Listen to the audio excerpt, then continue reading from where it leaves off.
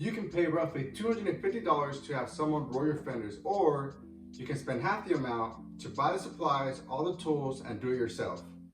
But is it really worth it? Well, why don't we find out? If you're like me, you like doing this stuff yourself to learn and save a couple bucks. But let's admit it, there are some projects that simply buying the tools for it just won't cut it. Which is why we took a couple courses on YouTube University on how to roll fenders, also known as watching tutorial videos, how-to videos, or DIY videos, whatever you want to call it. Now, just a disclaimer, doing this yourself can mess up the look of your car if you do this incorrectly. These T37s on the Civic, which are much bigger and wider than the stock wheels on the Civic. Now, with the size difference, I noticed last time I mounted them on to see how they would fit, I drove for a little bit and I noticed there was a lot of rubbing. So one way that you can reduce rubbing is by rolling out the fenders, and that will give you a little bit more clearance between the wheel and the fender. So if you're riding, it won't be rubbing along here, which could prevent you from damaging your new wheels or damaging your tires. So in order to roll out your fenders, you're going to need a fender roller, which I chose to go with this one from Eastwood, only because I heard it's a really good brand and it wasn't necessarily the cheapest, but also wasn't the most expensive, which is kind of what I'm going for. Not the cheapest stuff, but kind of right in the middle to still kind of get that quality, right? So you're going to need a fender roller so you can roll out that metal. And in order to roll out the metal, you're going to need a nice heat gun, which I actually got these together in a little like package deal. So you're going to need a heat gun so that way you can warm up the paint and the metal enough to make it roll out smoothly, right? And then you're gonna need something to lift your car up and off the ground. So a jack or a ramp, whatever you may have. Make sure you're able to get your car up and off the ground.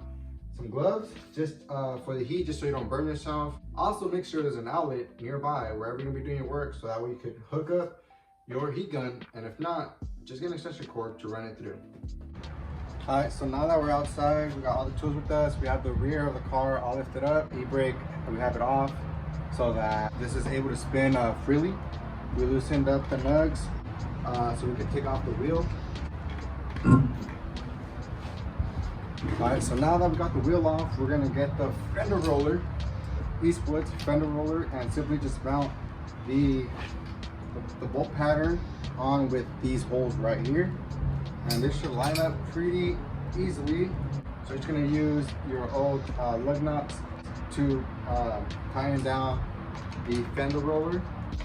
All right, now that we got all that tightened down, now we're just gonna kind of adjust the fender roller to see where we want it to kind of be. So when you're first starting off with the first roll, you're not gonna want to start at a hard angle like this.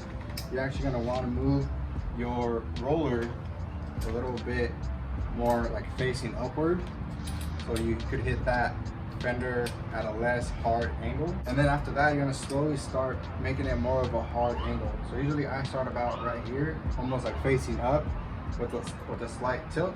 And then from here, adjust your height with this knob right here. And then this thing right here is gonna just move your fender roller in or out pretty much. So right now we're just making it go inward like this. Okay, now that we got the fender roller all mounted up, and now we're gonna use the heat gun to start heating up the metal so we can start rolling it. As you can see, the fender roller is all mounted up now. So now we're gonna be using the heat gun so that we could start heating up this metal all right here. So we can start rolling the fenders. We're gonna make it look from this to this. It has been already done, and that's how it's supposed to look. Pretty much flush, not the best job, but like I said, it's my first time. So we're trying to make it look kind of like this.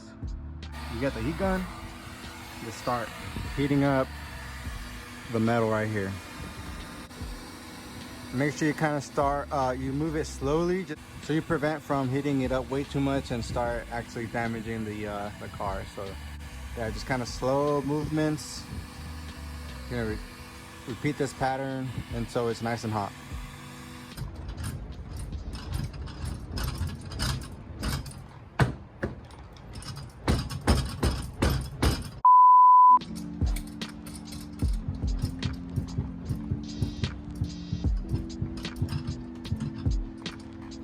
All right guys, so same shit, different day. Last time I wasn't able to finish the job. I finished the rear of the car, but that took me like till sundown. So I'm continuing where I left off. I just need to do the fronts now. Last time it took me like 2 hours for each fender. That's how long it took me. I think it'll take me less time this time, simply because it's not really my first time anymore, I would say. I mean, it's my first time doing the fronts, but it's not my first time actually doing the rolling. So hopefully this time it goes a lot faster and a lot smoother, so we can get this done a little quicker. When you're doing the fronts, don't disengage the parking brake. I only need to do that because when I put the parking brake on, the rear ones are the ones that lock up. So for the fronts, you don't need to do all that.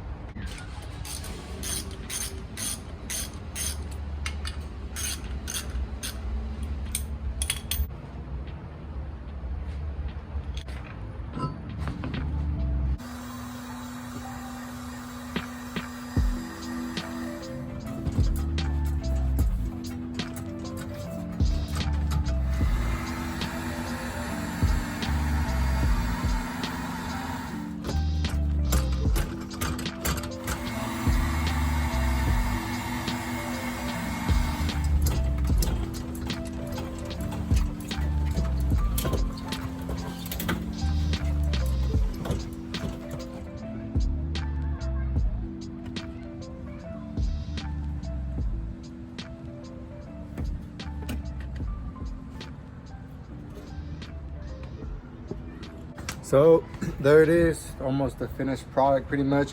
Now we're just gonna put everything away, and then I don't know if we should put on the wheels yet, because there's a part I feel like I should probably cut before I do that. So we're just gonna put everything away now, and then maybe run the T's another day. So what I say was worth it to do it yourself rather than paying someone like 250 bucks. I say it was pretty quite worth it. I didn't do like the best job. There's some parts that I kind of messed up in, but other than that, it wasn't too bad. And also now I have the tools, so if I have friends that need to get their fenders rolled or anybody else, I could just charge them like maybe 100 bucks, half the price of what someone else would charge them. It was a good experience. I did learn, like every fender I did, I learned something new.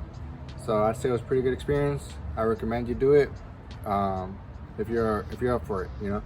But other than that, that was pretty much it. I appreciate you guys for watching, and until the next one.